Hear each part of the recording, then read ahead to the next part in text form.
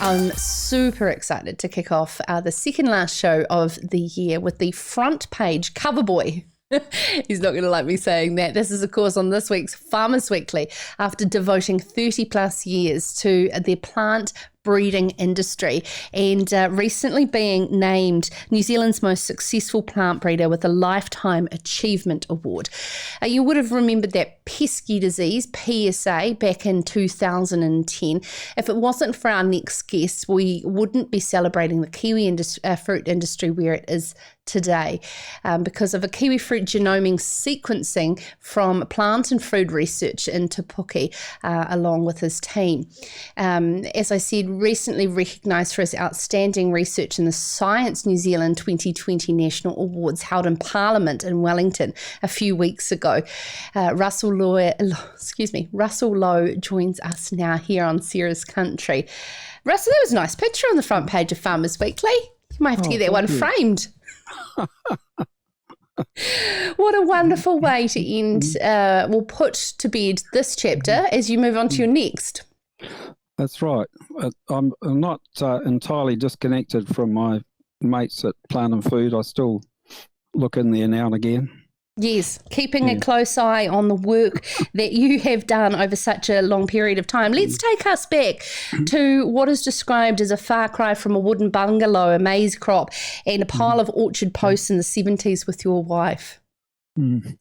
Yes, well, I was appointed officer in charge of the new Te Puke research station that the government had just bought the land in 1971, number 1 road. And I transferred up from the research station in Nelson and arrived up in Te Puke. When they mentioned Te Puke, I had to have a look on the map and thought, where's Te Puke? But anyway, we started with virtually a blank canvas and got cracking to develop this new research station in Te Puke. And that came after you had a interest in horticulture and that you'd been involved in horticulture more in the Tasman region prior to that? Yes, I was at the Appleby Research Station, just halfway between Richmond and Motueka on the coast there, working on apples. But your life has been dedicated in somewhat to the amazing, what is now known as gold kiwi fruit, and gold by price as well as, of course, the colour as well. Can you talk us through what it was like during that devastating time of known as PSA and how the Plant and Food team begun to start to repair the industry? Well, as you know, people know the original Zestberry Gold kiwi fruit was going very well. It was a new addition to the marketing stream alongside green and was doing very well in the market, and there was a lot of area planted. And then along came PSA, and within about a year, virtually the entire crop was wiped out with this disease. And growers just didn't have any income. But we were fortunate that the kiwi fruit breeding is a continuous process. And back in '95, I'd started working on particular strains of kiwi fruit, what we call the tetraploid strain. They've got double the chromosomes of the original gold.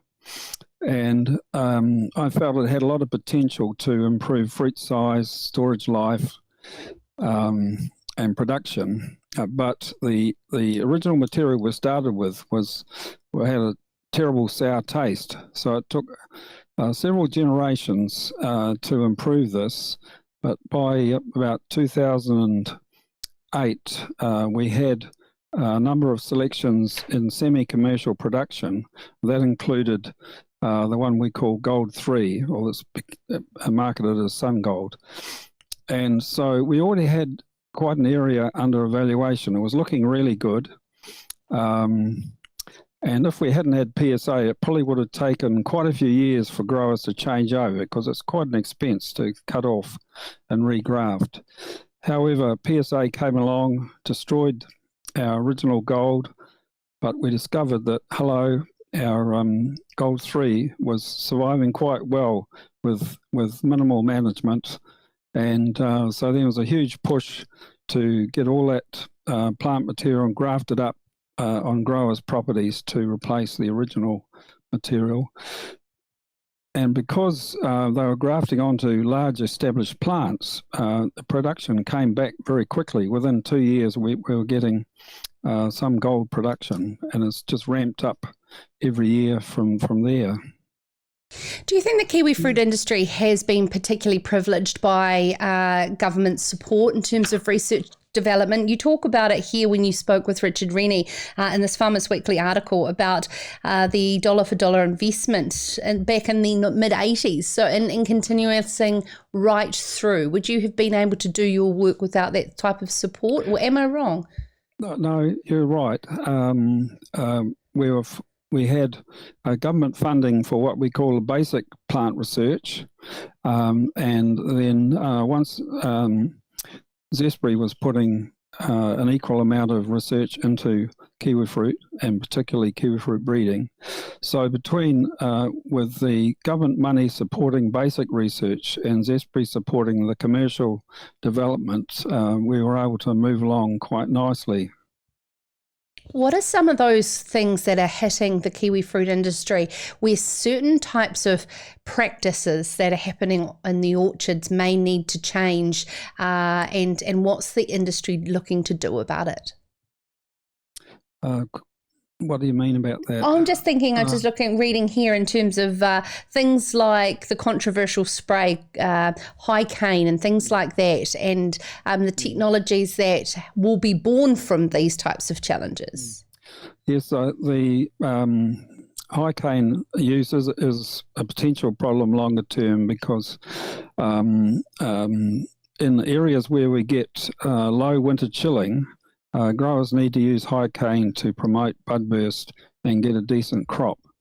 With our sun gold is fairly tolerant to low winter chilling hours, but it'll be a struggle to get a good commercial crop the further north you go. And with the expanding production, that's the sort of thing.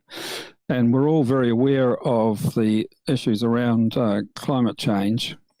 As it gets warmer, it's going to reduce winter chilling, and this is going to cause a problem. But with our breeding work, we're continuing on looking to develop new strains of kiwi fruit that are less, that need less winter chilling. And we've got quite a bit of germplasm.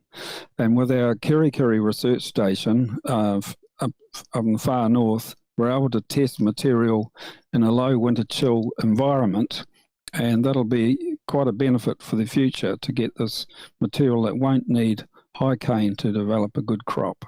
That's very exciting. How much is our regulations here in New Zealand around gene editing affecting plant breeders' ability to progress in terms of building resilience for climate change? Well, I'm a traditional breeder, and I haven't had a lot to do with the gene editing people. And as you know, currently that material is not accepted into the market in most countries, and it isn't supported by the commercial growing areas, so that there's a lot of interesting research going on, but it's at the moment is having no impact on our commercial breeding program. We are focused on commercial breeding using conventional techniques. And everyone's getting extremely excited about the red kiwi fruit. Are you as well, Russell? Yeah, it was fantastic to eventually get a red kiwi fruit in commercial production. We've been working at it for quite a long time, and then we got knocked back with PSA. We're almost there at that stage, 2010. And then we had to turn around and start breeding with the survivors of the epidemic. And we've eventually got through to having a release this year. So I'm really excited, and I think it's a brilliant fruit myself. Got great potential in the market, especially in Asia, where they just love red. Yes, and I have a mother who would love to get her hands on just one cane for her garden in the Marlborough Sounds, Russell. I know she will be wanting me to ask you this. So I'm sure it's under lock and key, isn't it? It is, yes. It's only available to commercial growers under license. Yes. There you go, Mother. I did ask. Hey, now, Russell, I've got to let you go because I know what the temperature like is inside an office right now in New Zealand. But before you go, would you share with us, what do you have a favourite tipple in terms of a beer, nice cold beer brand when you turn to, or are you usually something else on a summer's day? I quite like a cool Pinot Gris, actually. Oh, yes. It's rather nice. Nice and crisp.